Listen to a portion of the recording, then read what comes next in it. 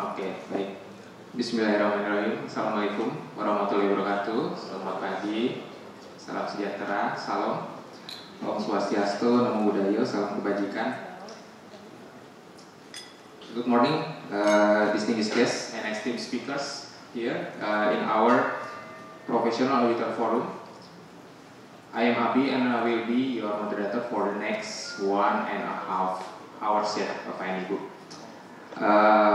To give you an overview of what we will be discussing, we will be covering audit management system.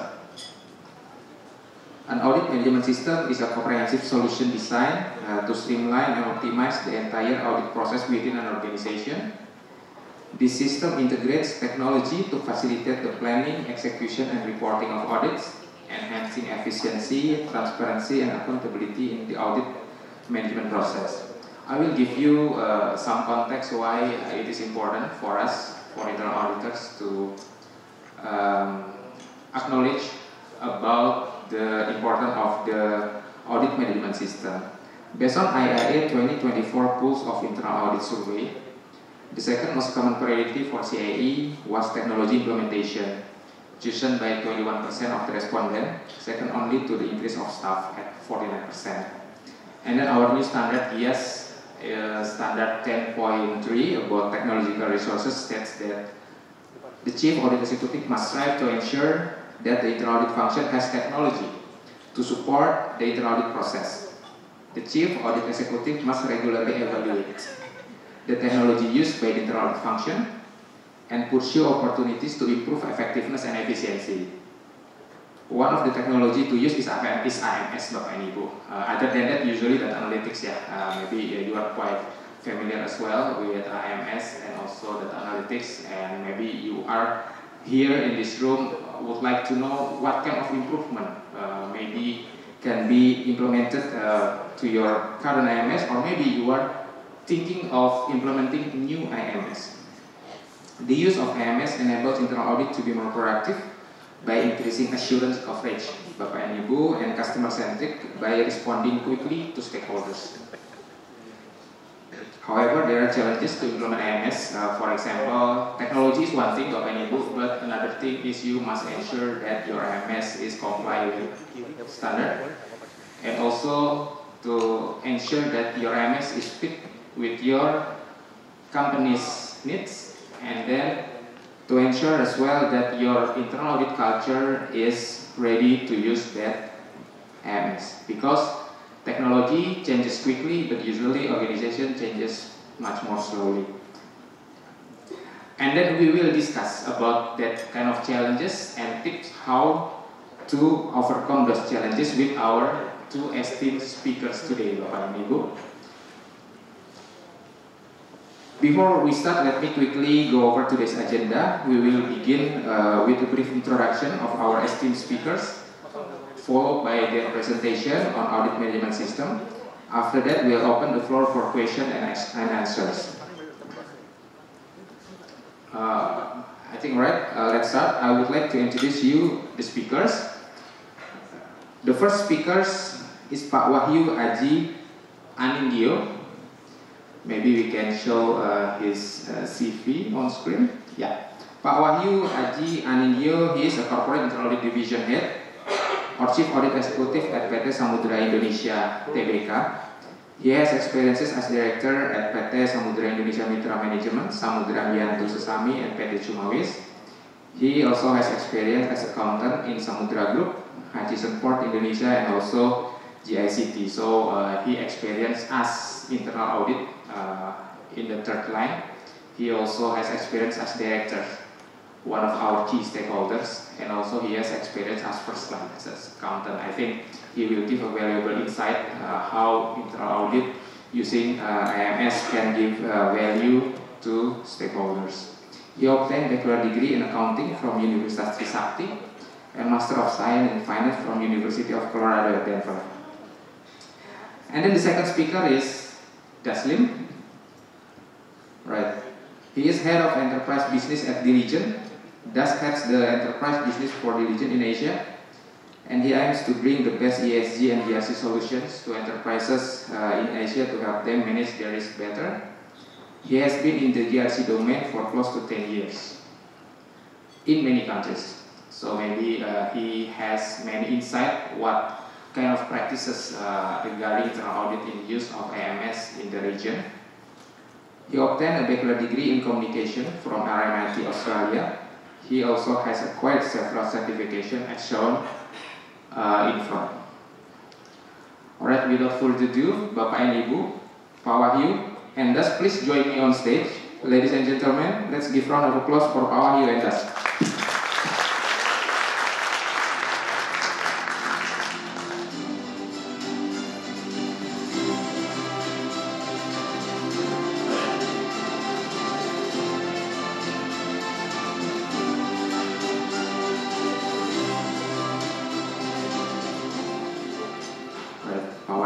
How are you? Good? Good. Ready to share to our beloved audiences here? Right. Pak Wahyu will present first, ladies and gentlemen, about audit management system transformation at Samudra Indonesia Group. Yeah, we call it group because it is one of the largest group in Indonesia. They also have operations overseas. And the operation overseas is also their audit universe. So you can imagine how big the assurance coverage they have to cover, right? Pak Wahyu will share insight how he managed the internal audit and also the implementation of IMS in Samudra Indonesia Group. And then after that we will have questions and answers for 40 minutes with Mr. Das as well in here. And as participants, you are encouraged to ask questions, Bapak and Ibu, or share your thoughts. You can ask questions in English or Indonesia, that's fine. This is meant to be an interactive discussion for all of us in here, so don't hesitate to contribute with your insights. So I think without further ado, let's start, Pak Wahyu, to share about your transformation in using the IMS. Okay, the stage is short, Pak Wahyu. Thank you, Pak Abdi. Assalamualaikum warahmatullahi wabarakatuh. Selamat pagi semuanya. Maybe I will present in bahasa ya, Pak ya. Okay, thank you for the time, Pak Abdi. Jadi untuk kali ini kami akan menyajikan sharing dari pengalaman kami dalam melakukan implementasi atas audit manajemen sistem di PT Samudra Indonesia Tbk. Next. Untuk Samudra Indonesia Tbk sendiri, cikal bakal dari Samudra Indonesia itu didirikan di tahun 1949, di mana founding father kita, Bapak Sudarko itu mendirikan perusahaan keagenan bernama NVista. Kemudian di tahun 1964 dari beberapa perusahaan barulah didirikan Samudra Indonesia yang bernama Samudra Indonesia, gabungan dari NVista, kemudian ada perusahaan bongkar muat serta perusahaan pergudangan. Dan tahun 1999 Samudra Indonesia itu listed di Bursa Efek. Untuk saat ini kita memiliki 4 lini bisnis, yaitu shipping, ports, logistik, serta service. Dan untuk entitas yang ada di Samudra Indonesia Tbk sendiri, saat ini kita memiliki 52 subsidiaries yang terdiri dari 34 subsidiaries di Indonesia serta 18 overseas, serta kita mengoperasikan 73 kantor di Indonesia serta 15 kantor di overseas. Untuk internal audit sendiri di Samudra Indonesia, internal audit itu didirikan di tahun 1991 dengan nama Biro Internal Audit. Kemudian di 2010 berubah namanya menjadi Corporate Internal Audit. Di 2013 itu kami sudah mulai menggunakan audit management system, tapi pada saat itu baru menggunakan untuk audit isu monitoring system dan untuk follow up isu-isu hasil audit yang telah dilakukan. Dan di 2023 kami baru full implementasikan untuk mendevelop audit management system, di mana untuk audit management system itu mencakup dari pembuatan rencana audit tahunan, melakukan planning audit, melakukan fieldwork audit, membuat report, terus kemudian juga untuk audit manajemen sistem di dalam satu platform. Dan untuk 2024 sendiri kita baru full implementasi atas sistem yang kita develop di tahun 2023 tersebut. Kenapa akhirnya kita memutuskan menggunakan full audit management system di tahun 2023? Pertama itu dengan audit management system kita menyadari bahwa dengan semakin berkembangnya perusahaan dan semakin banyaknya auditable entities di grup, dengan sistem ini kita dapat semakin mengcover dan melebarkan audit universe yang ada. Jika sebelumnya dalam satu cycle itu membutuhkan mungkin sekitar 5 atau 6 tahun, mungkin dengan IMS ini kita bisa sekirap satu audit cycle bisa berjalan dalam 3 atau 4 tahun. Selain itu kita juga audit management system dapat mengoptimalkan audit proses, di mana sebelum menggunakan audit management system, semua proses audit itu dilakukan mostly manual, dalam artian untuk perhitungan rencana audit tahun itu menggunakan Excel, kemudian dalam melakukan fieldwork juga data-data dalam Excel, dalam reporting itu dalam Microsoft Word atau PowerPoint. Sedangkan dalam audit management system ini kita semua data maupun supporting dokumen dan file-file yang dibutuhkan itu di-compile dalam satu sistem dan dapat disimpan dalam sistem tersebut. Selain itu juga hal tersebut dapat menjaga reliabilitas dari data-data yang ada. Dan untuk alasan lainnya adalah dengan audit management system ini dari manajemen dapat melihat secara real time proses audit yang sedang berjalan. Jadi apabila manajemen akan melihat saat ini sedang diaudit entitas mana, tinggal buka dari audit management system tersebut dan dari situ bisa kelihatan subsidiaries A sedang diaudit, siapa yang melakukan audit, timeline-nya kapan, estimasi budget biayanya berapa, dan apabila sudah selesai dapat juga dilihat isu-isu yang ada apa saja dan apa yang sudah dilakukan follow up oleh auditinya. Selain itu juga dari audit management system yang kita implementasikan, sistem tersebut sudah terintegrasi dengan sistem risk management, di mana maksud dari integrasi ini dalam perhitungan rencana audit tahunan di mana kita menghitung risk based audit, awalnya kita menggunakan risk value yang digunakan oleh risk management. Nah, dari risk value tersebut sehingga dapat didapatkan auditable entities. Nah, dari auditable entities, begitu kita sudah mendapatkan isu itu akan kita kalkulasi berdasarkan resiko yang ada, dan dari resiko yang ada akan digunakan oleh tim dari corporate risk management untuk menghitung risk event serta risk value yang sudah ada dan akan menjadikan inherent risk value.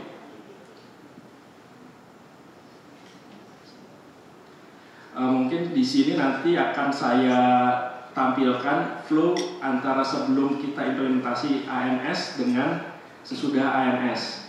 Seperti tadi sudah saya jelaskan, sebelum menggunakan AMS, semua kegiatan itu baik dari annual plan, working paper itu masih menggunakan Excel, kemudian untuk reporting kita menggunakan Word atau PowerPoint, dan untuk monitoring sistem kita yang sudah menggunakan audit issue management system.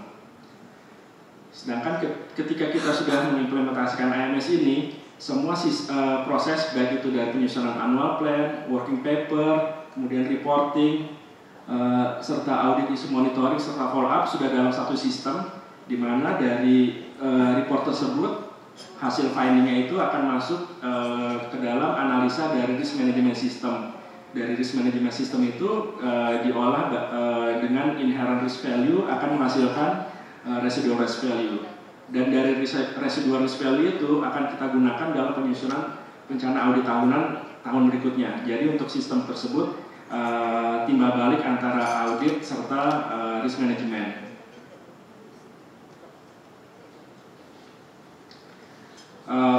Ya, mungkin dalam implementasi semua sistem baru pasti ada challenge ya.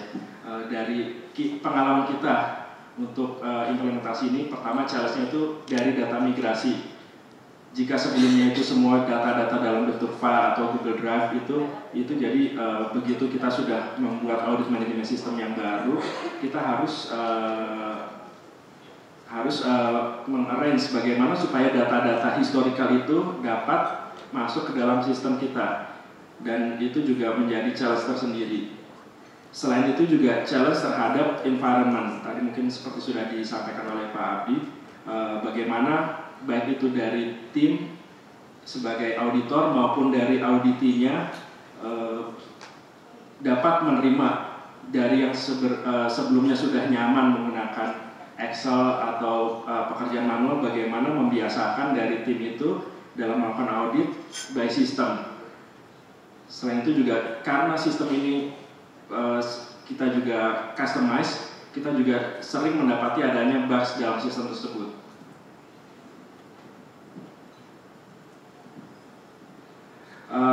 Mungkin ini yang terakhir dari presentasi.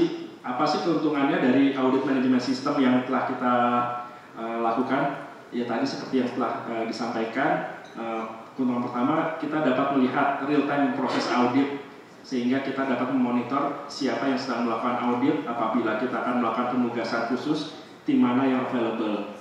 Kemudian secure data audit, di mana sebelumnya data-data itu dalam bentuk Excel atau Google Drive itu sangat riskan apabila ada tidak sengaja teredit atau terhapus, sedangkan dalam sistem ini semua data-data tersebut apabila sudah disubmit dapat dipastikan bahwa data tersebut tidak dapat dihapus secara tidak sengaja.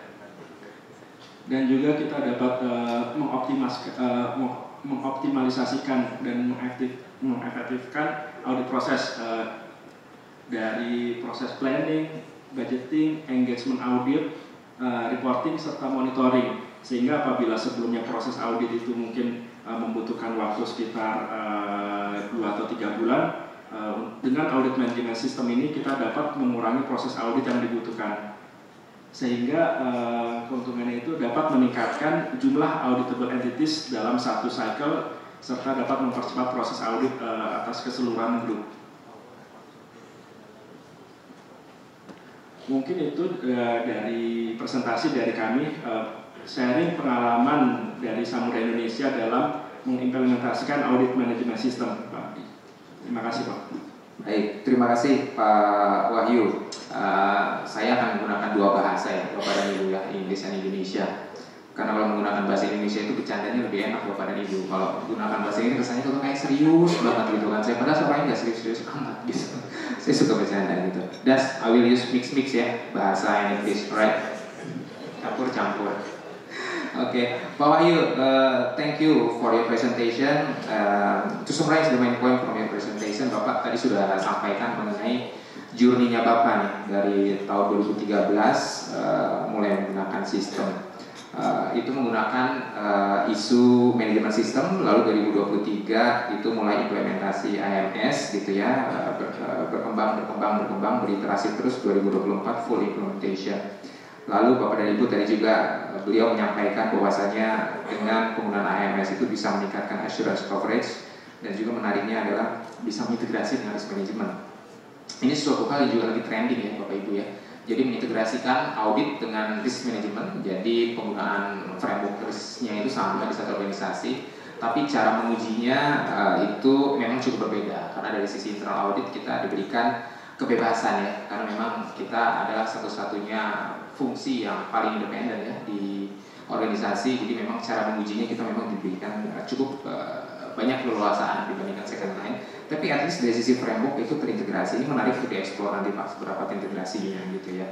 Lalu juga challenge terkait migrasi data, lalu adaptasi culture, lalu juga ini yang menarik tadi Pak Wahyu sampaikan ada perubahan culture di auditi, jadi nggak cuma di auditor tapi juga di auditi. Jadi ini apanya gitu ya, di auditi yang perlu di culture ini menarik juga. Lalu sistem Pak.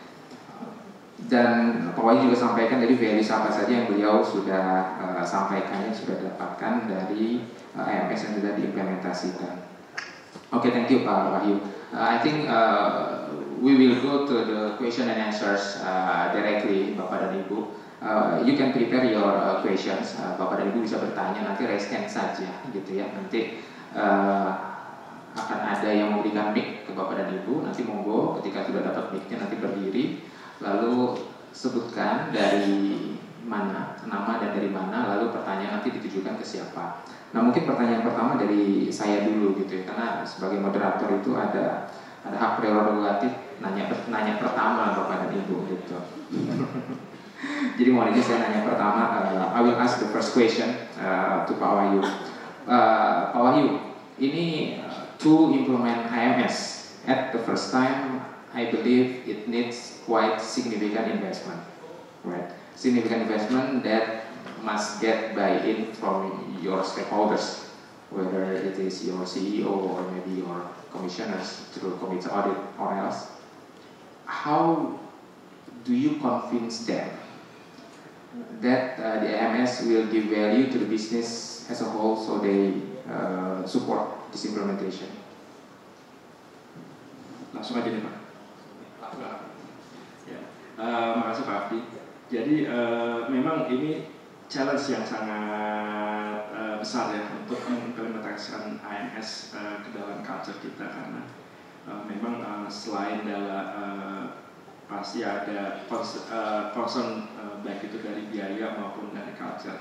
Namun begitu kita menyampaikan apa saja kelebihan, kita juga bisa meyakinkan bahwa dengan IMS ini pertama yang sebelumnya proses-proses itu masih dalam let's say untuk filing ini masih dalam bentuk Excel atau masih dalam bentuk Word. Di sini sangat riskan karena untuk meskipun file-file tersebut bisa diprotek, itu nggak ada menjamin bahwa ada karena ketidaksengajaan akan terhapus. Sedangkan untuk dengan IMS ini semua data itu begitu sudah disubmit bisa dipastikan bahwa data itu tidak akan terhapus. Mungkin mirip dengan pengalaman kalau pengalaman di bidang keuangan, sebelumnya kita melakukan pencatatan itu menggunakan buku manual, kemudian atau menggunakan Excel. Ini kan sangat riskan lah ya, dan tingkat reliability-nya juga mungkin nggak sangat rendah tapi lebih rendah. Tapi begitu dengan berkembangnya dengan waktu, dengan sistem mirip dengan yang di keuangan, bahwa kita juga ada sistem SAP atau Oracle atau yang lainnya, internal audit juga saya rasa juga udah sangat dibutuhkan sistem tersebut untuk menjaga reliabilitas data atas proses-proses yang telah kita lakukan. Selain itu juga saya bisa mengatakan kita juga sangat beruntung di Samudra Indonesia, Pak, karena pada saat kita mengajukan untuk implementasikan IMS tersebut, perusahaan kita juga sedang dalam proses melakukan digitalisasi untuk semua bisnis proses, sehingga dengan kelebihan-kelebihan yang dapat kita sampaikan serta dalam ibaratnya dengan transformasi proses bisnis yang sedang dilakukan, hal tersebut meskipun ada sedikit perdebatan tapi dapat akhirnya mendapatkan persetujuan baik itu dari stakeholder. Mungkin itu dari saya, Pak. Okay, thank you, Pak Wahyu. Do you could add on actually how is the trend of the IMS implementation in Indonesia and maybe in the region? What drive actually internal audit to implement IMS in coming years? Right. Hi everyone. Good morning, by the way.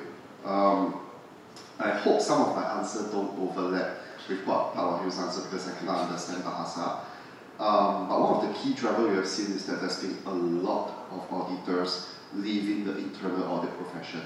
This is especially pronounced in Indonesia and in Philippines, to a certain extent Malaysia as well. So as the business grows, but the number of internal auditor pool shrinks, what we have seen then is a need for internal audit functions to be able to do more with the same amount of resource, or even less resource at times. It's not so much cost pressures and for management, but it's just the fact that you can't hire auditors anymore. There's just not as many auditors as there used to be. Right, so that's one. We are also I don't know if there's any fintech here, but we're also increasingly seeing a lot of IT auditors being hired away by startups, fintechs, digital banks, and that creates a lot of competition for talent across the internal audit profession. That's the second bit. Earlier we sort of spoke a little bit about how to convince the board as well, right? So what we have seen is that when you go to the board of directors and you're trying to ask them for budget to be more efficient, do your job quicker, that doesn't always gel. But some of the other points that I mentioned earlier, to be able to grow and do more with the same resource, that helps. And the last bit then that we are seeing a sort of trend where the auditors, right, are the one asking for an AMS tool, an AMS solution, ideally on the cloud, because they want to work from home after the pandemic. And we are seeing more and more signs where organizations, when they try to hire young auditors, and the auditors start realizing that, oh, if I don't have a proper software in place, it means I have to go to the office more, etc., and they just naturally, that doesn't become their first option. I think so. It's also the internal audit function having a demand for it, I think. So these are some of the key trends that we have seen. All right, thanks. And also current situation, we know that the business environment is very, very dynamic. Yeah. Even though in our profession as well, we have new standard GIAS yang akan efektif di tahun 2025 ya, Bapak dan Ibu. So I think the IMS is also needs to support the new standard, Pak Wahyu, and also Pak Das. How to ensure that our IMS implementation is comply with the standard? Apa yang Pak Wahyu lakukan, Pak? Jadi dalam pengembangan IMS tersebut, karena kita mengembangkan dari 2023, di mana untuk GIAS tersebut pada saat itu belum launch atau belum implement ya. Jadi waktu itu kita sudah memastikan bahwa apa yang kita lakukan itu sudah sesuai dengan IPPF 2017, dan kita juga masih ada room dengan karena untuk sistem ini kita develop sendiri sesuai dengan customize dengan kebutuhan dari kita juga ada room apabila nanti dari GIAS itu ada perubahan-perubahan, itu dari kita masih dapat untuk melakukan adjustment yang dibutuhkan sesuai dengan perubahan di GIAS. Tapi kita juga sudah mempelajari dari GIAS yang 2024 ini, most likely nggak banyak perbedaan dari IPPF sebelumnya.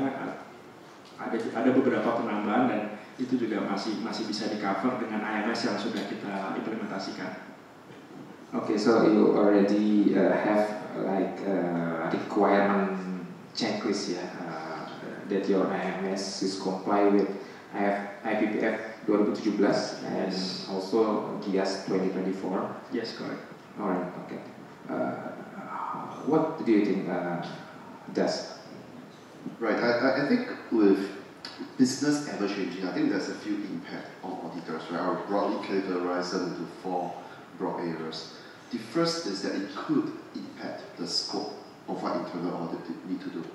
What does that mean? A few years ago, nobody was asking about ESG audit for internal auditors. What even is that? A few years ago, cybersecurity audit was not so prioritized as compared to today, right? So from a system perspective, you need something that allows you to consider different scopes, whatever type of audit projects that might be. The system should be easy enough for you to accommodate the different type of projects that you will do. That is one. The second change, as with the new IA standards, which we'll talk a bit more about later on, is that the regulatory environment, the business environment might require you to collaborate more with your other stakeholders, sideways, downwards, and upwards. So you want a system that allows you to collaborate to what Pak Wahyu shared earlier, with risk management, with compliance, for example. That is one, right? It needs to be a proper GRC platform for you to grow into, right? Upwards, you need something that allows you to actually collaborate with the board of directors. Increasingly, I think, I'm not so sure about Indonesia at this point, but if you look at countries like Malaysia, for example, the board of directors is taking a stronger, more proactive, more proactive action to actually look into the business as well. So your system should allow for collaboration with the board of directors. And the last bit downwards, when you look at the auditees, generally auditees don't really like auditors already to begin with. So you must at the very least make sure any collaboration you have with the auditees is as, I would say, less painful, as easy as it possibly can for them as well. So that's the third bit, the collaboration bit. And the fourth bit is that we know regulations will change. We know regulations will always increase. I don't think in our lifetime we'll ever see the amount of regulations drop. By any means, it will only increase as well. You need a system that is able to very easily catch up with what is needed from a regulatory perspective to have those content for you. And at the same time, to always, for the software provider to always invest in new technologies for you to be able to do your work easier with all these new regulations as well. Again, I hope none of my points repeated in part one of them. Yeah, that's following up your questions. In implementing AMS, how is the road to implementing AMS? For example, can the internal auditors pick and choose for certain module first, or should they implement full scope of AMS end-to-end from engagement, risk assessment, annual planning, and then individual engagement, monitoring, follow-up, and then data analytics, and then visualization? Is there any insight on how to implement the AMS if, for example, the internal auditor is still looking the good roadmap to implement? Should they implement it full blown, or can they implement it in a chunk? You can implement it in chunk, but at some point it stops being impactful, right? It's not going to give you the impact that you desire. So most auditors tend to look at it as 2 or 3 different phases, right? And they are not necessarily sequential. I'll cover that as well, right? So the core audit management system, that is considered almost like one module, right? So that goes from your audit planning to the actual field work to reporting and to issues management.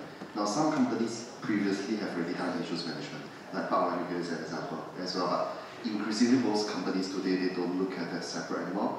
That core process, that tends to be one project, with data analytics as another project. It could be before AMS or other AMS.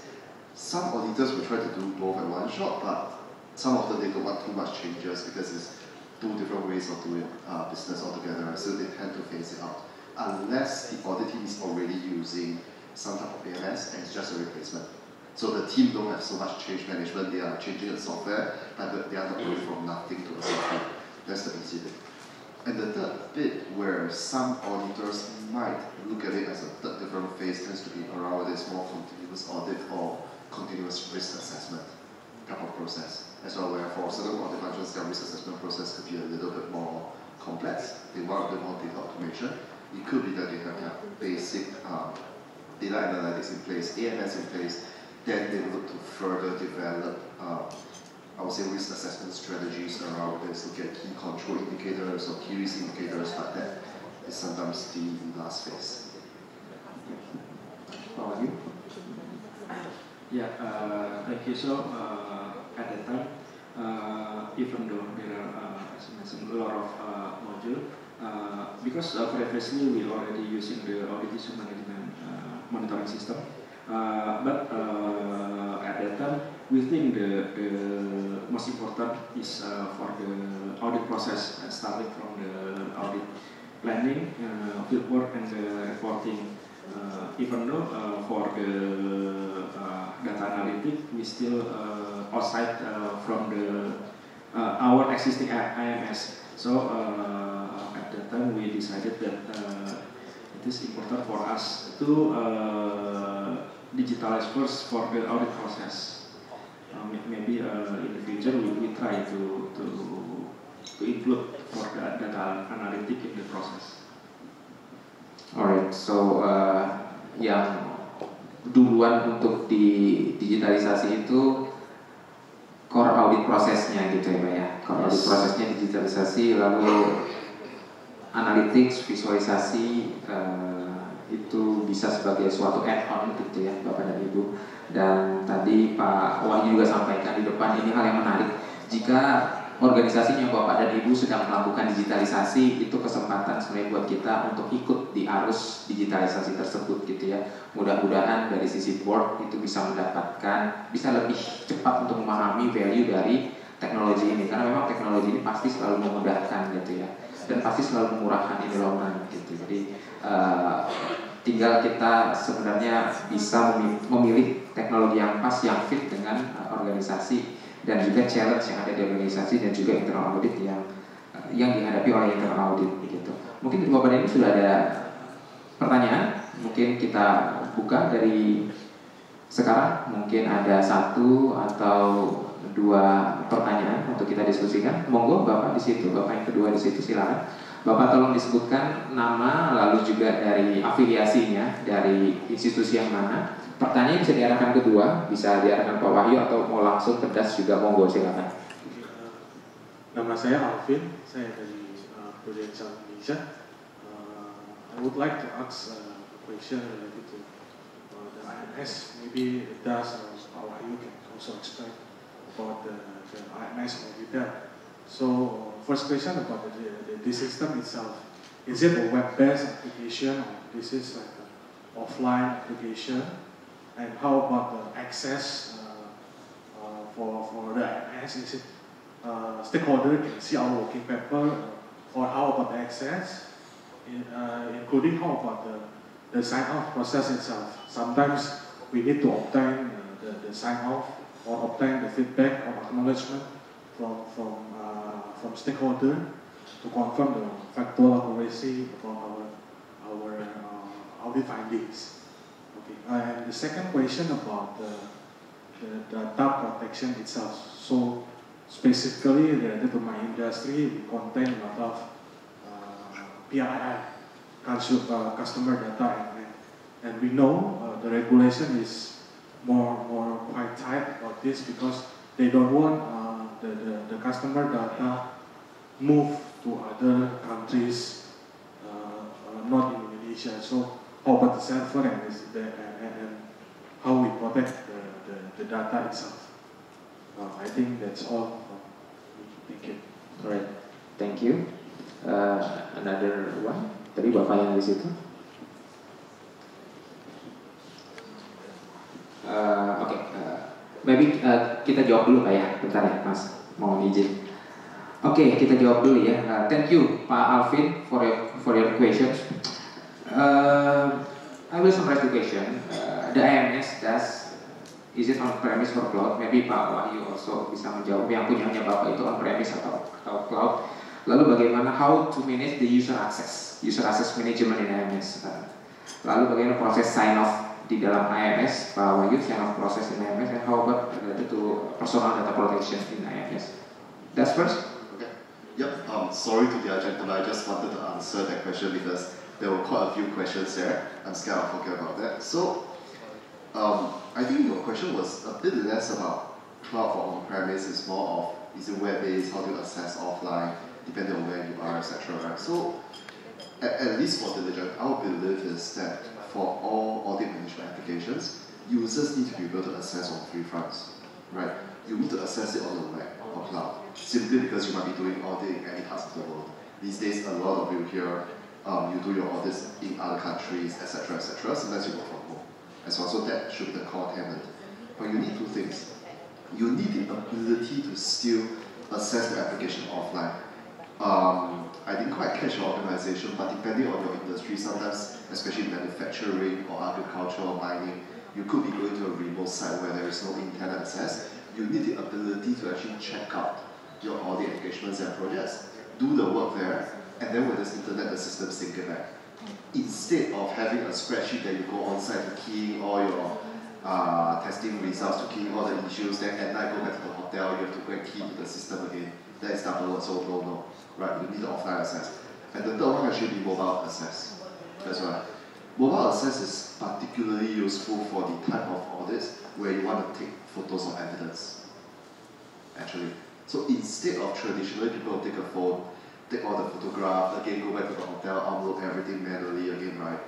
At the very least, you're capturing, your testing of effectiveness, your capturing of issues and the evidence, this will be key, or an iPad for that matter. So that's the first bit. About the second question about PII, right? The keyword there is actually the second I, identifiable as well. So most customers we work with, at the very least because of cloud, they do two things. One being that they don't actually put the identifiable information on the cloud. Let's say you are doing data analytics and let's just say you are looking at certain customer loans, for example, right? You don't have to put the customer name or the customer ID number, for example. In your own CRM system or internal system, you have a customer number to begin with. So you are using data there that makes no sense to somebody if they get their hands on the data because they can't identify who that person is to run those analysis. That is one. Of course, all data is encrypted. That is the second bit as well. And for some organizations, if they make reference to a customer file, right, the quick and easiest way, because you can remember that your PII might not just be in Indonesia. You could also be doing business in other parts of the world who has the same demand as well. If you use that on-premise software, you end up having to bring, say, Vietnamese data or Malaysia data into Indonesia, which gives you a different challenge, right? So what they do is that for certain evidence or large customer reports, they will put a hyperlink in the AMS to point back to that SharePoint, that internal SharePoint. And so that SharePoint could be an instance in Indonesia, in Vietnam, in other countries. So that helps them with that process, typically. Okay, maybe I will share our experience here. For Samurai Indonesia, the system is combined between the cloud and the physical. The actual database is located in Indonesia, but every auditors still can access and doing the field work or the data entry everywhere, as long as they connect to the Samudra Indonesia network.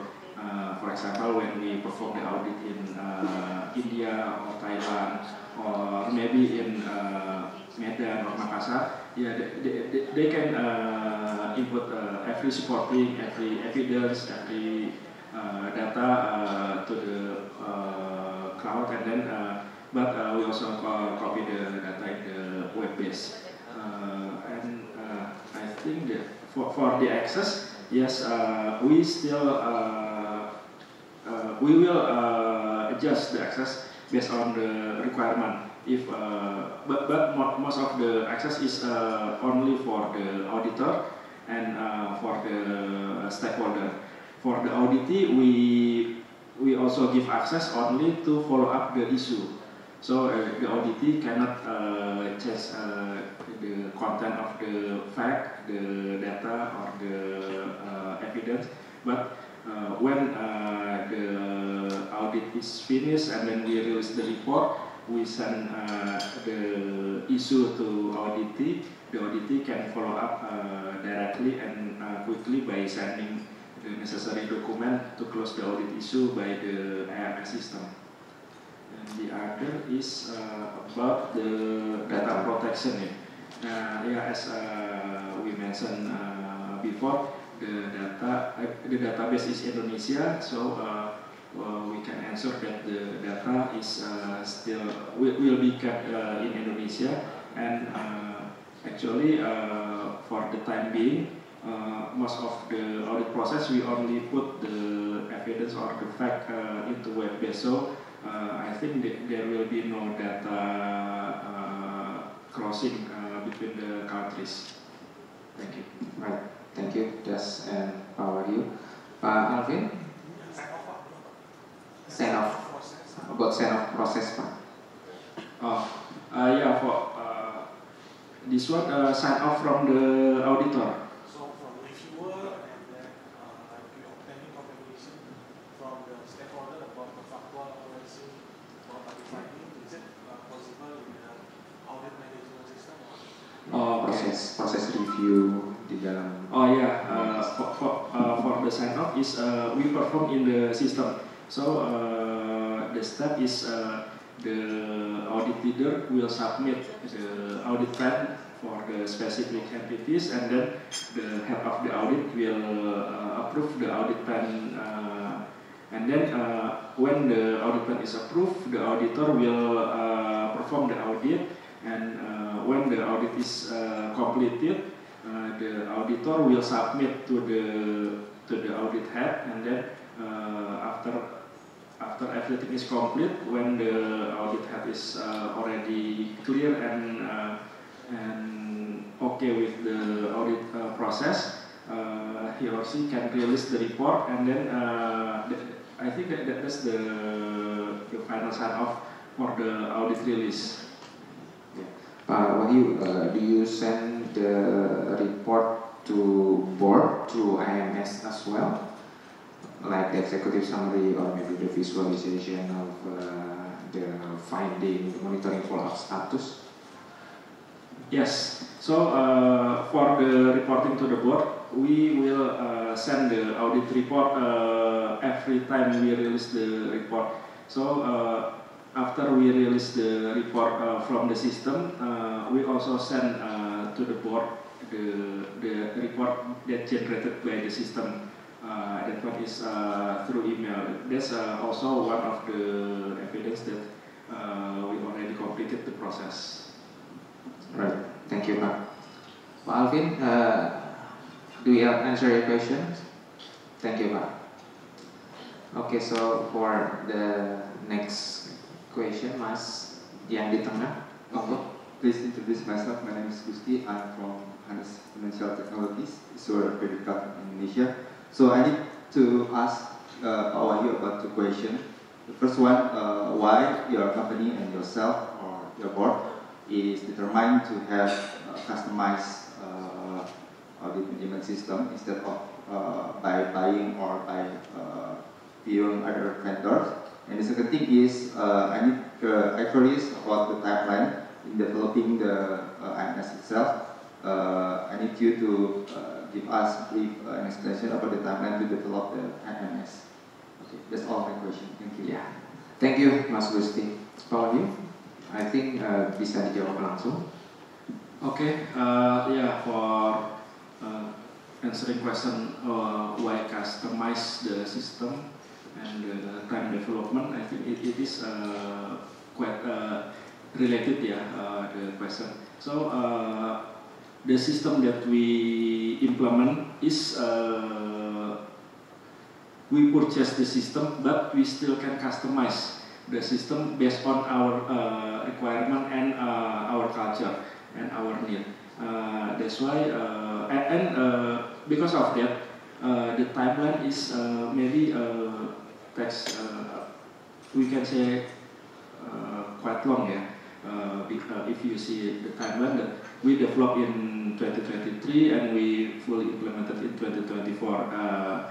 That's one of the reasons is because we when we develop the system, we still need to answer that what we ask to the developer is following what is our requirement. That's why that's the benefit of the development of the system, and I believe that if we purchase the full audit management system without development, I think it depends on the company, because every company has a different culture, has a different requirement. That's why at that time we decided that after we purchase the system, we still need to customize the system. Yeah, Pak Gusti, let's extend this question to Pak Das as well. Yeah, Pak Das, the first question from Pak Gusti. I think it is important for IMS to be flexible to fit the culture, the process, organization of each organization. So, what's your opinion about that? And what is your insight regarding the timeline development of IMF? If you could give us some visualization, maybe semester 1, semester 2, what kind of achievement in the timeline for IMS implementation? Right. Maybe the word customization is a little bit misused there, because ultimately, end of the day, a lot of customers, they tend to actually buy an off-the-shelf solution. Diligent being one example, and of course there's a lot of other audit management software as well. You won't necessarily customize the whole software, but you will configure it. So for example, every company's audit report might look a little bit different. Right? So some companies might want to use PowerPoint, they might want to use PDF for documents, so then the system provider will work with you to configure and build those reports. That's one part of the development, for example. Right, your issues management workflow can sometimes differ as an organization. So it's not so much when we look at the development work, it's not so much actually changing the core of the system, but it's more configuring the reports and the workflow to cater to organizations as well. In terms of the timeline, it really depends, right? We have done projects as quick as 2 weeks here. Later on, the speaker, Ibu Juliana, she once did a project with the subway system in Singapore many years ago. We did that in about 2 weeks or so, where the customer was able to use the system almost off the shelf as well, and the 2 weeks was just focused on user training and changing some of the reports, and that was it. But to Pak Wahyu's point, there are customers whose journey is a bit longer because they inherently have a more complex workflow that they want to bring to the system as well. Usually, customers who are coming off another existing audit system will take a bit longer to implement a new system as compared to somebody who is not using a system right now. The reason being that there's always a bit of a benchmark where when they already have a past system, they will focus a lot, either on not making the same mistakes they did in the other system, so they have a lot more demands, which is fine, or B, they're trying to replicate the system like for like. It's just that the other system got too expensive for them. And so that tends to take a bit of a longer time versus if an organization was coming from low software, it tends to be quicker where in the first 2 months or so, we will try to get 80-90% of their requirements captured in the system already, and that last 5-10% they can continue to refine over time as well. Now that's for, when we talk about audit system, that's for the audit, project execution, etc. Data analytics is a slightly different thing, right? The installation training data analytics, that's 1 week, 2 weeks max, very quick. But the building of an analytics program, that almost never ends. Because every single time you have new data sources, you have new processes, new businesses, it's an ongoing journey that just spans across your lifetime as an auditor. Yeah, thanks. Pak Gusti, do you have follow-up question? Ada follow-up question? Sudah cukup, Pak. Oke, terima kasih Pak Gusti untuk pertanyaannya. Kita buka ke Bapak dan Ibu yang lain. Monggo Ibu yang di tengah. Lalu ada lagi, tadi aku lihat Mbak yang di tengah, lalu Mas di situ ya. Ya monggo silakan Ibu. Jadi Ibu siapa? Lalu dari institusi mana? Tes. Ya. Selamat pagi, saya Eka Aprianti dari PTJ, Jakarta International Container Terminal atau JCT.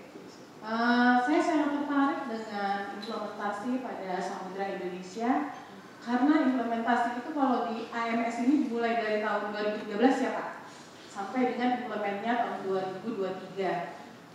Yang saya mau tanyakan dari migrasi, karena JCT kan kita baru ada audit internal itu sekitar tahun 2020, jadi baru sekali. Nah untuk apakah AMS ini itu skupnya itu untuk yang memang besar gitu, atau misalnya audit yang mencakup banyak cabang-cabang, karena JCT itu kami kan cuma satu aja tuh, cuma satu company doang.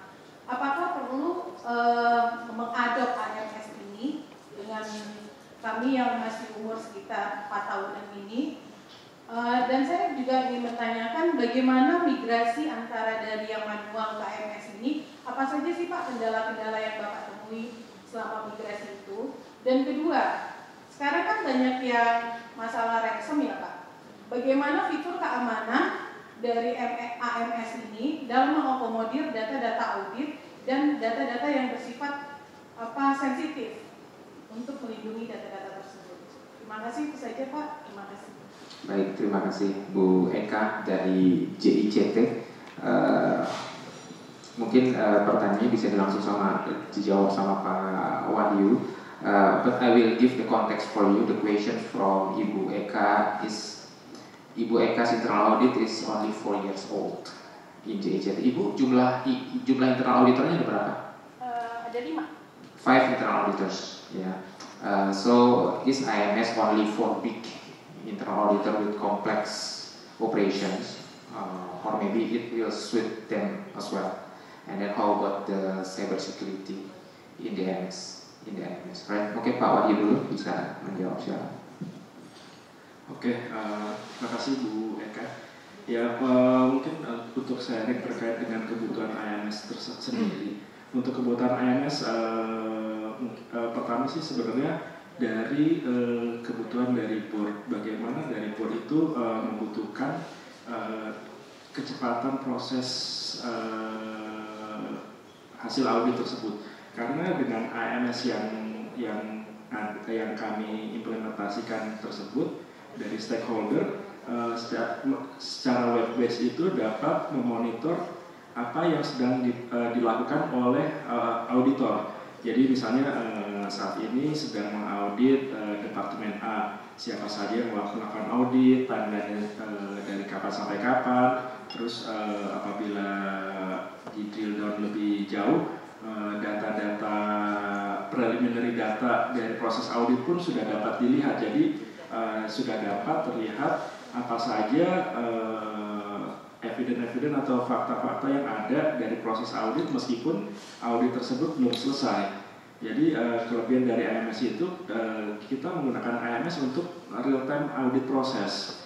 Di situ kita bisa ya tadi saya sampaikan bisa memonitor progres dari audit yang sedang dilakukan. Kalau apakah dengan IMS itu harus perusahaan dengan entitas yang banyak, saya rasa sih enggak. Perusahaan dengan satu entitas atau tidak memiliki cabang juga mungkin juga membutuhkan IMS, karena selain dari coverage yang dapat mengcover perusahaan yang tersebar di beberapa lokasi, IMS ya di sini juga digunakan untuk menjamin bahwa data-data tersebut reliable.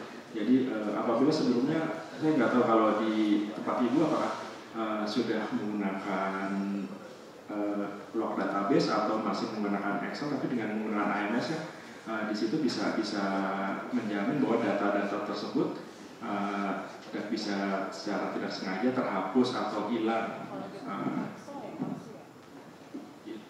Untuk yang kendala antara implementasi dari sistem lama ke sistem baru, ya karena kalau sharing terkait dengan kendala sistem lama itu kita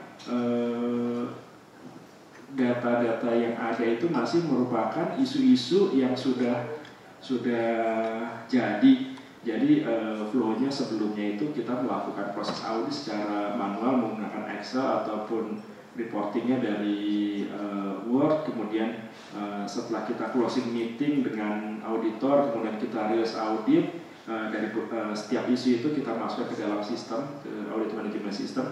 Nah, data-data itu begitu mau kita migrasi ke AMS kita yang baru, kenapa kita akan migrasi data-data tersebut supaya kita dapat keep historical data. Nah, di situ kita kendalanya itu kita masih sebagian harus melakukan secara manual. Kenapa manual? Karena adanya perbedaan platform serta perbedaan mungkin kalau dalam Excel itu kolom-kolomnya ya, jadi nggak bisa secara otomatis kita bridging dari sistem lama ke sistem baru.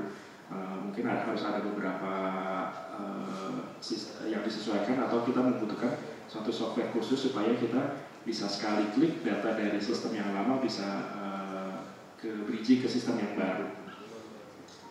Kalau terkait dengan fitur keamanan, untuk pengalaman apa yang kita lakukan itu kita memang akses ini hanya bisa diakses oleh auditor ataupun auditi yang sudah terregister dalam domain email ataupun intranet di grup Samudra. Jadi kita bisa memastikan bahwa untuk keamanan masih bisa terjamin. Itu dari saya. Baik, Bu Eka, let's extend your question ke Pak Das ya. Das, based on your experience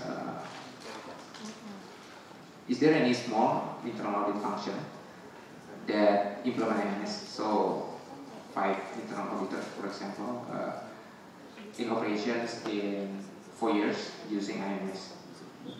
Okay, so there's two parts to that question, right? There is the how long that audit team has been, how old it is, as well as the size of the audit team as well. I will say the younger the audit team, the better it is, because you don't want the bad habits to kick in. Once the audit team has been around a while and they are very used to doing certain things in Excel, in SharePoint manually, the longer you wait, the harder the change management is going to be, because you need to change their behavior, right? So that is the advantage there.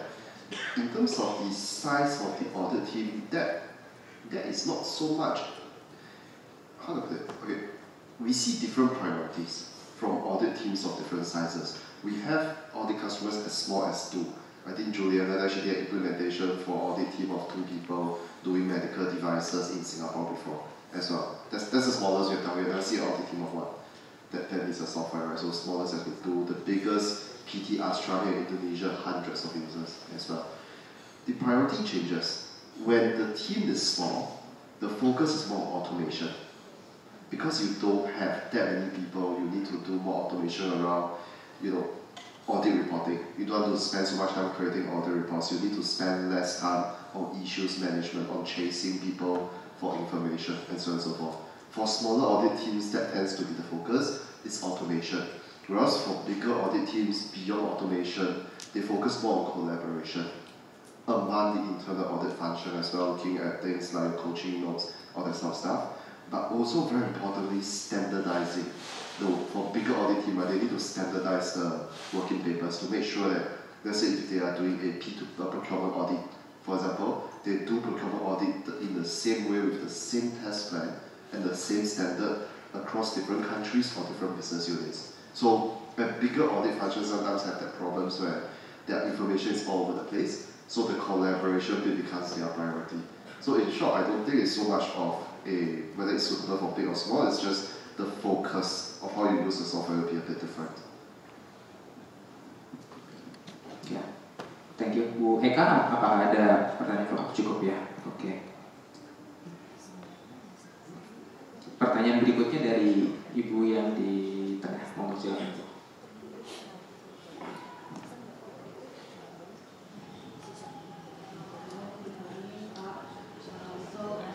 Sorry, the microphone is not on. Hello, this is Fania from Asahi Indonesia. I have several questions. Thank you for sharing about your what has been done in terms of implementation of AMS. So I would like to know, could you share how you could really speed up from your previous assignment of period, like 2 until 3 months on doing the audit project, that now is now being implemented in terms of the AMS. Now it is more faster. And then the second one, maybe in terms of the culture of the auditee, how you could engage your auditee when you are implementing this AMS, and how you could really collaborate with the auditee, maybe in terms of the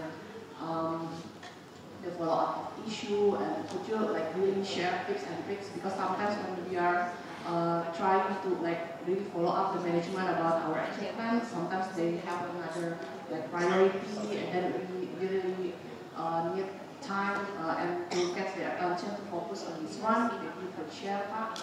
And then the third one, especially for Mr. Das, you said that this AMS could really help you, maybe in terms of the regulations changes.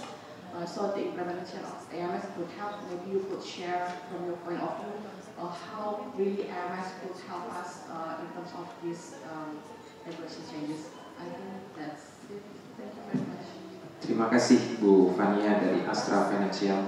Maybe Pak Wahyu duluan, monggo Pak, bagaimana cara men-speed up assignment gitu ya, terutama setelah implement AMS, dan kedua bagaimana men-engage audit, terutama dalam change management. Oke, terima kasih Bu Fania. Jadi sharing dari kita itu sebelum kita menerapkan AMS, kita manual. Dan dari situ itu untuk audit proses itu meskipun kita sudah set up keseragaman audit proses, namun dalam implementasinya setiap auditor itu memiliki karakter yang berbeda-beda dalam menjalankan prosesnya.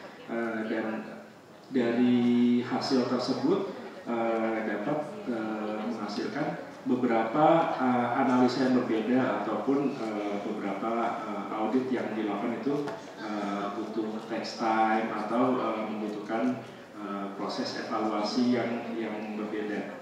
Pertama itu dengan sistem ini kita bisa menstandarkan audit proses bahwa dalam melakukan setiap proses itu seluruh tim itu yang dilakukan itu sama. Kemudian juga dari sistem ini tadi kan sudah disampaikan bahwa sistem ini web based dan untuk real time monitoringnya sudah bisa dilakukan.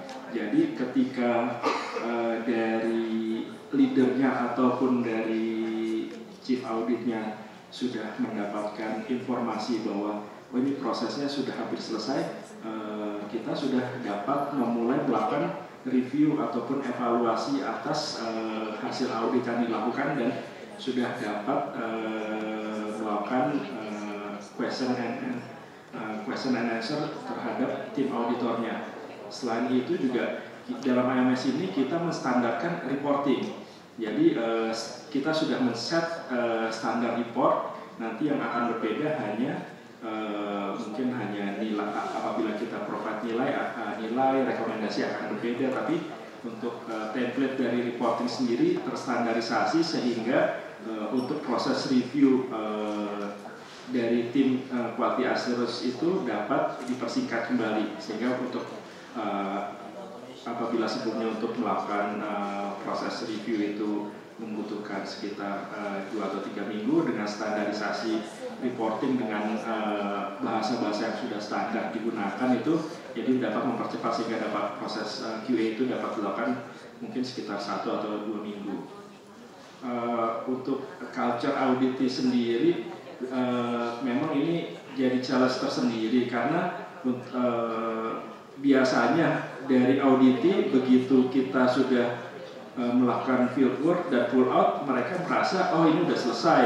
Sedangkan kita di sini memastikan bahwa mereka itu harus melakukan follow up atas isu-isu yang ada. Dan dengan AMS ini kita atas isu audit yang sudah kita rilis, kita masukkan ke dalam sistem monitoring, kita akan mengirimkan email secara reguler kepada action owner serta isu owner untuk bagaimana melakukan closing atas isu tersebut. Selama isu tersebut belum ditutup, email reminder itu akan terkirim terus kepada auditinya.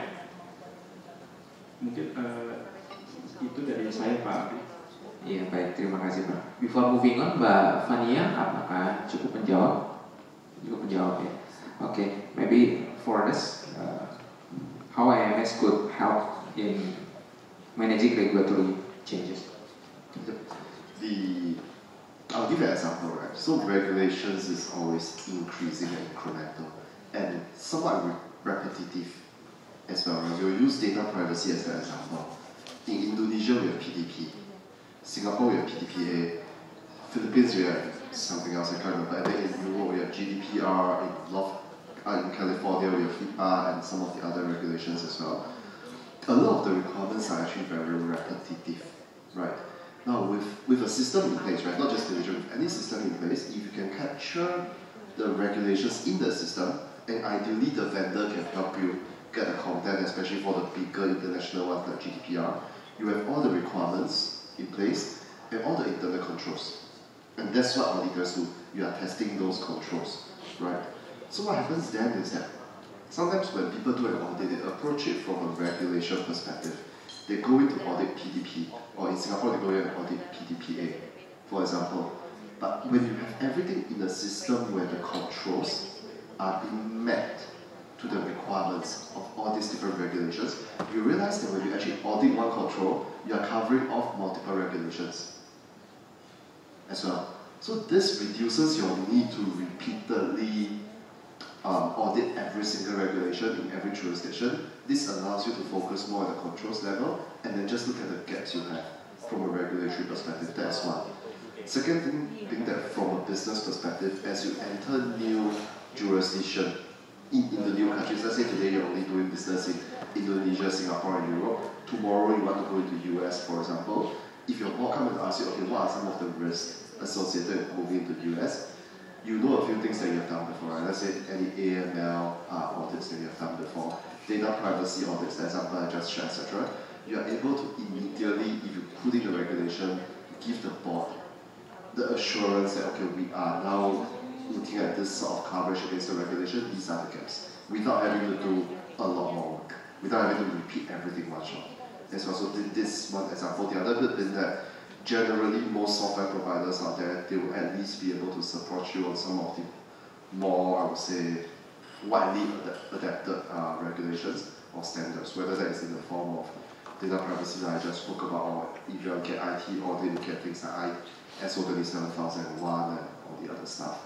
So there's a lot of economies of scale, if you will. Yeah, I think it is important as to rationalize the control. So we understand that one control can satisfy either a compliance objective, financial objective, or operation objective. And this IMS can help to streamline so that internal auditor can really focus to the key control that really matters to organization, right? Correct. Because that way you mark once you satisfy them, basically. Right. Mbak Mania, cukup? Okay, thank you. To the next questions. Selamat pagi, terima kasih atas kesempatannya. Saya Deden dari Protelindo Group. Saya punya beberapa pertanyaan, pertama buat Pak Wahyu. Pak Wahyu, tadi Bapak sempat menyebutkan terkait dengan di presentasi itu terkait dengan risk management juga. Nah, yang saya mau tanyain, apakah berarti di Samudra Indonesia sendiri risk managementnya sendiri itu udah cukup mature, Pak? Jadi untuk bisa menerapkan CIMS ini seperti apa kolaborasinya, works-nya seperti apa sih, Pak Wahyu? Kemudian yang kedua terkait dengan implementasi IMS ini, manajemen atau audit committee apakah sudah terfulfill, Pak, dengan values yang tadi Bapak sebutkan? And there any comment dari mereka yang terkait dengan implementasi CIMS ini? Terus yang ketiga terkait dengan assessment atau assurance untuk implementasi CIMS ini, apakah dilakukan secara periodik atau seperti apa? Itu aja sih.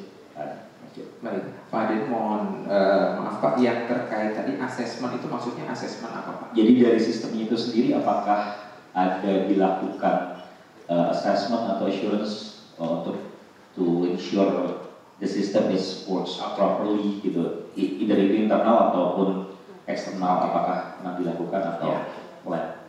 Baik, terima kasih Pak Deden. Ya, saya rasa Pak Wahyu bisa langsung jawab Pak. Oke, terima kasih Pak Deden. Ya, untuk terkait dengan kolaborasi atau integrasi dengan risk management, jadi dari kita itu memang untuk intra audit dengan risk management sudah merupakan suatu divisi terpisah, sehingga kita membutuhkan suatu kolaborasi di mana dalam kita menentukan rencana audit tahunan, salah satu faktor untuk menghitung risk-based audit itu adalah risk value, dan risk value itu dari kita peroleh dari risk management. Dan jika sebelum menggunakan IMS ini kita masih menggunakan perhitungan Excel, risk value itu kita terima dari risk management, kemudian kita masukkan ke dalam kertas kerja perhitungan kita. Dengan IMS ini semua data itu sudah dapat kita generate directly dari sistem IMS yang sudah terintegrasi dengan risk management. Begitu juga begitu kita sudah menyelesaikan audit, dari situ dari finding tersebut untuk isu-isu audit atas entitas yang kita audit, kita juga sudah melakukan mapping atas isu tersebut terkait dengan tingkat resiko yang hadir. Jadi dari situ, dari tingkat resiko atas hasil audit itu akan dievaluasi oleh tim risk management untuk dihitung bersama dengan resiko yang telah dibuat oleh bisnis unit terkait dan dilihat apakah tingkat mitigasi yang dilakukan sudah sesuai, apakah dari hasil audit itu meskipun sudah ada mitigasinya apakah masih berulang. Nah, itu akan menghasilkan inherent risk yang akan digunakan oleh internal audit dalam menghitung rencana audit tahunannya. Mungkin itu yang bisa saya sharing terkait dengan kolaborasi dengan risk management, Pak. Kalau dengan terkait dengan implementasi AMS, bagaimana komentar dari board?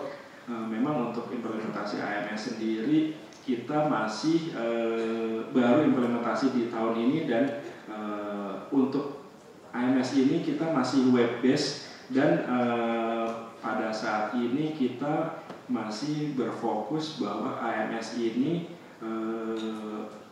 digunakan terlebih dahulu oleh auditor, dan data-data dari proses audisi tersebut sudah dapat langsung diakses oleh stakeholder.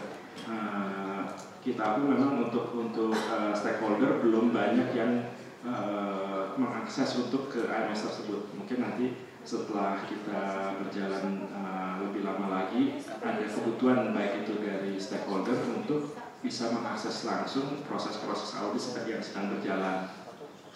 Untuk pertanyaan ketiga terkait assessment assurance, ya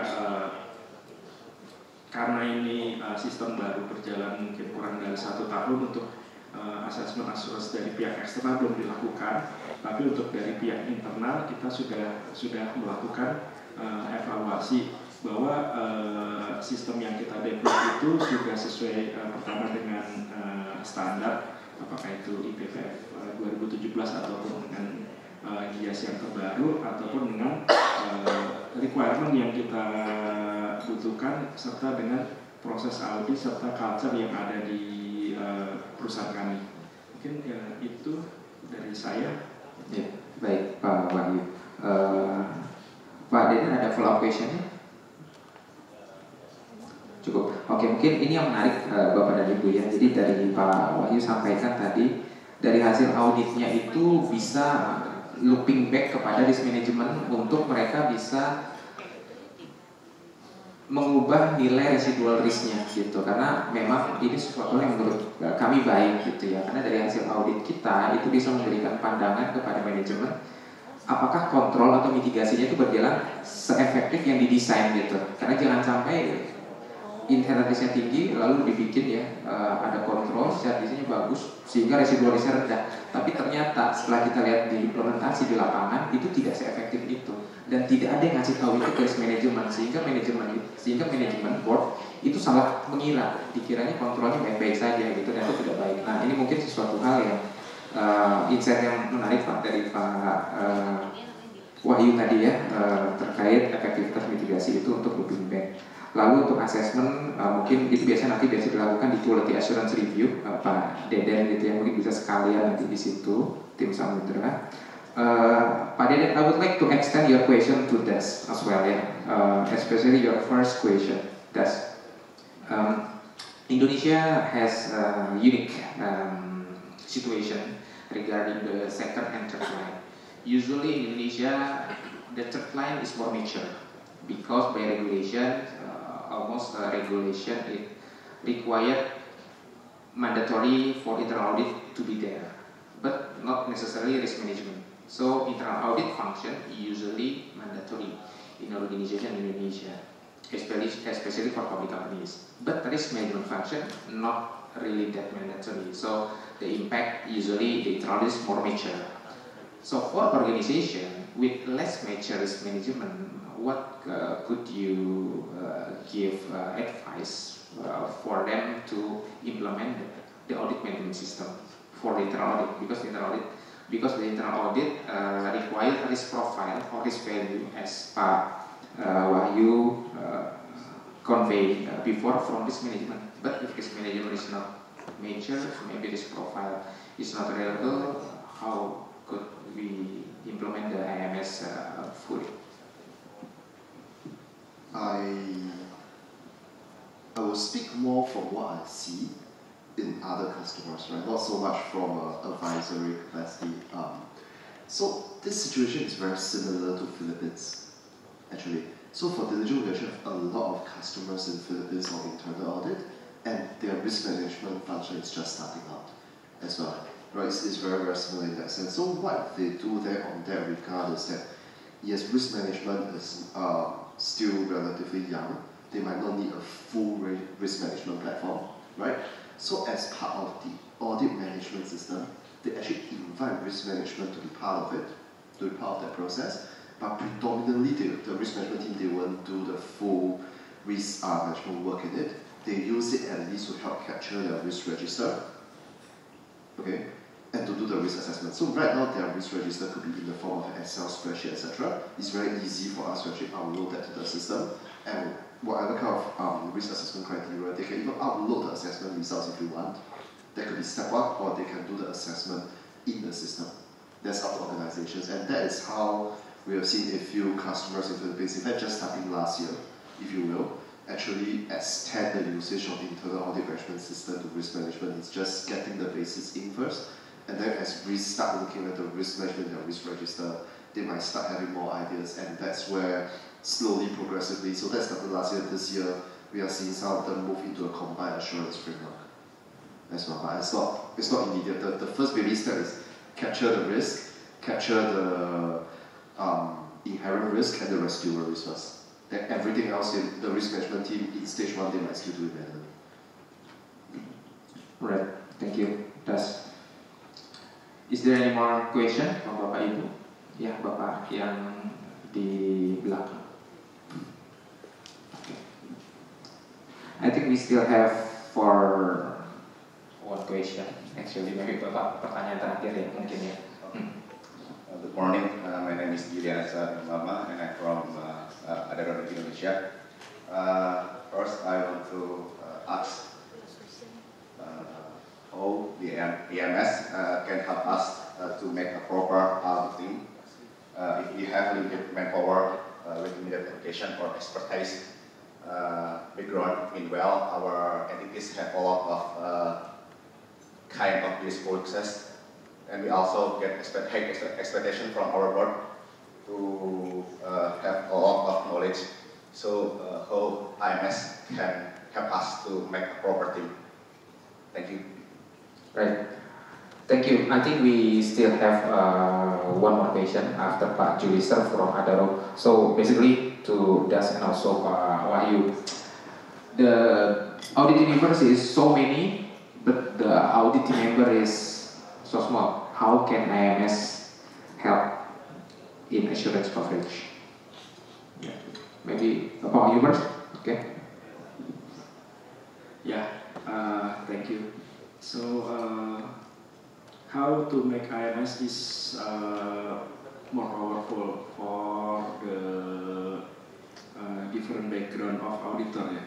So what is the IMS is to make sure that the audit process and the audit program is the same for every auditor can rely on the same audit process and audit program. Therefore, the auditor will not audit beyond the audit process and audit program.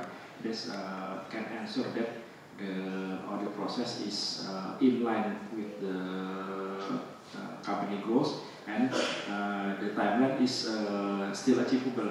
Therefore, if the number of the auditor is very limited because of the similar of the process, when someone is assigned for the multiple assignment, it can be performed by sending the requirement to the auditee at the same time. Maybe just need more time for the interview or the field work directly to the auditee. I think that's our experience regarding how to cover the very big auditable universe with the limited team using the AMS. How are you? Is your AMS used by your internal auditors overseas as well? Yes. Oh, yeah. Okay. Julison, do you have follow-up question? No, thank you. Thank you. Maybe we still have one more question. Bapak yang di sebelah sana duluan tadi monggo Pak. Hello, good morning. My name is Koris and I'm from the Government Internal Auditor. And I would like a question to Mr. Das. So, based on our finding, most of our SOEs, state-owned enterprises, has implemented AMS, the Audit Management System.